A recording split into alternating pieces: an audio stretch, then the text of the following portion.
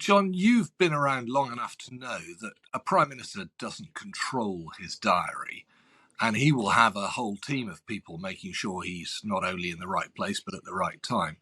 So I'm finding it very peculiar, I think probably too strong a word, that they thought that this was something that needed to go to the police. Now, they must have their reasons or they wouldn't have done it. But you would have thought that whoever the diary secretary or the diary team were, they would have raised this and said, you can't do that, Prime Minister, it's against the law. Long before the Prime Minister was ever in a position to do anything illegal. So I think given the extraordinary times we were under, I find this quite a difficult story to give enormous credibility to. Okay, do you suspect there may be some element of political foul play here at all? Anywhere in your mind, Bill? Well, I think we'd be extraordinarily naive not to raise an eyebrow, at least, about the nature of this. I've never heard of the civil service reporting their own diary team's activities concerning the Prime Minister to the police before, and I'm sure you haven't either. It seems very odd, nothing else. Yeah. Well, I haven't seen a global pandemic before, so the idea of precedent really doesn't arise. Now, what about the argument, Bill, that lawyers, who are after all officers of the court, they have a duty to report doubts about unlawful conduct in the way that seems to have happened, and the civil servants at the Cabinet Office, they could hardly have suppressed the information that came to them. Well, they really would have been criticised for that. John, I expect you know as much about it as I do, but from what I've read, it's just extraordinary rather than sinister. And I think that obviously a character like Boris Johnson is going to be the headline to this story, but whether or not he was personally responsible or not is obviously the million-dollar question. However, I think, when we saw the photographs of him at his desk having his birthday sandwich, that was clearly the Prime Minister. This doesn't necessarily seem to be quite the same smoking gun. So, yes, I am suspicious, but I'm keeping it in mind. But we know, you're right to say, Bill, we are right to say we know very little about this at this stage. But we do know that this is said to involve the Prime Minister's friends and family. That much has come out.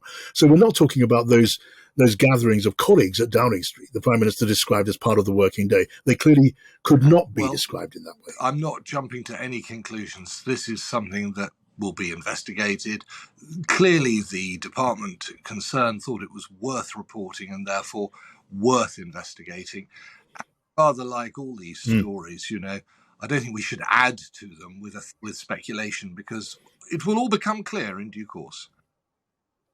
Yeah, I'm sure that's true. So, lastly, on this particular point, ministers are insisting, as you know, that they weren't involved in this decision to refer to the police.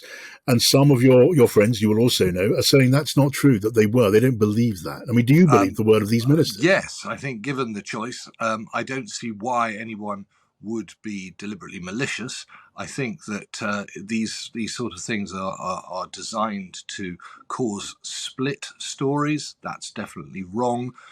This is a party united on the brink of a general election, and therefore, of course, our political opponents would want to spread that sort of rumour.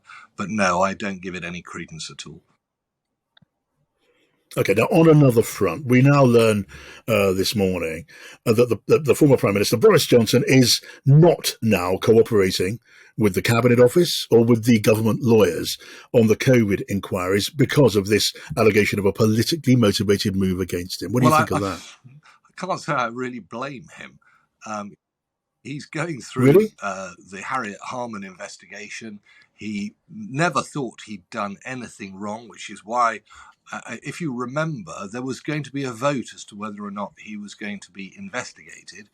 He stood us all down and allowed it to go through without a vote, and there was no opportunity to defend him. Therefore, he must have believed he'd done nothing wrong. I don't see why that should change. However, given the way that the Cabinet Office is behaving, I'm not terribly surprised he doesn't want to be too helpful. Okay, so just explain that to me. When you say the way the Cabinet Office are behaving, what do you mean?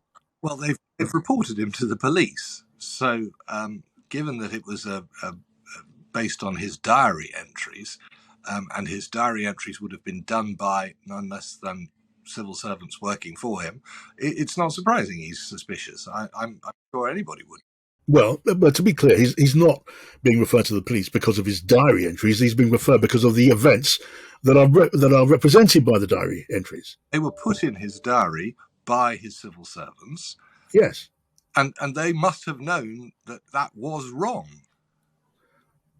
but in the end, one is answerable for one's own action. And the Prime Minister, Well, not in he approved the lockdown, and he told the country about the lockdown. Ultimately, the Prime Minister, well, the buck stops with him on his own conduct, Bill, surely.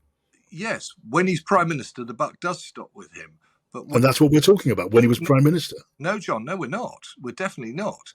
Because what you asked me is, why was he not wanting to cooperate anymore?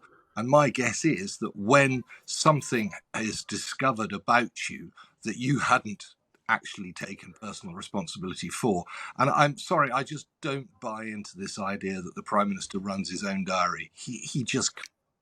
So I'm afraid my skepticism rears its ugly head on the basis that, if somebody puts something in your diary and it turns out to be wrong, that's not something where you can simply say, "Oh, well, the buck stops with the Prime Minister." That is too tenuous for me. Okay, just one more on this, because I want to move on to something else. But I put it to you, the diary entry was merely the clue of a gathering which we now know took place, which we did not know before. If those gatherings were in breach of lockdown, during lockdown, and they involved the Prime Minister who announced and approved the lockdown, that is surely a legitimate question.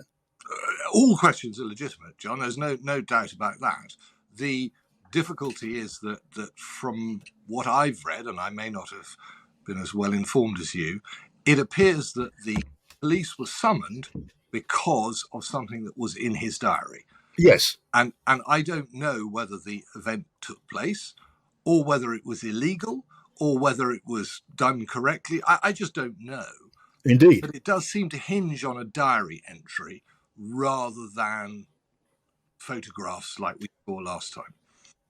All right, I'm going to move on. You've given your answers to that. On the Home Secretary, there's been no reference to the ethics advisor at Downing Street, and the Home Secretary is not being sacked. What do you make of? Not right. I thought the ethics advisor had been. He had been consulted, but there's to be no inquiry. That is correct. And what do you make of that? I mean, why would the? Terribly surprised, to be honest. Indeed. Because I think the relationship a Home Secretary must have with her team must allow her to ask their advice. If they think that there's something wrong, they should report it, which they clearly did, although I would have thought they should have reported this to us much nearer the time. But given that the ultimate result was that the Home Secretary paid her fine and took the points, which the rest of us would have preferred probably not to have done, we'd rather go on the speed awareness course, then I think that the behaviour of the Home Secretary under the circumstances is not something that needed further investigation. If, on the other hand, that turned out not to be true, that's different. But in this case, the Prime Minister has decided that it is correct, and therefore we should move on. And I think we've all examined it, we've all got our own views, but having taken the worst option, I think she's probably done the right thing. Okay, and that's clear. Is it fair to say you don't believe there's a conspiracy on the part of the blob, the massive civil servants operating in a shady way against the Home Secretary, or for that matter, Boris Johnson or anyone else? Well, I think there's enough of a pattern forming for you to ask me that question. My sincere belief and hope is that it is not the case. I want to believe that the civil service is apolitical, it's interested in serving the public, and it's not conducting, even as on an individual basis, a political agenda. And I want to believe that. It's up to them to prove me wrong, and by constantly targeting the more prominent Brexiteers, it gives fuel to that conspiracy theory. But I don't think we've got more than a theory at this stage. Okay, I only ask that because some of your colleagues are suggesting that is the case. You right. say I don't know. You don't know. You think it's possible, but you don't know. No, I didn't say I thought it was possible. I said I don't want it to be possible. But, in politics, almost anything could be done, couldn't it? I mean, you've been around long enough to know that.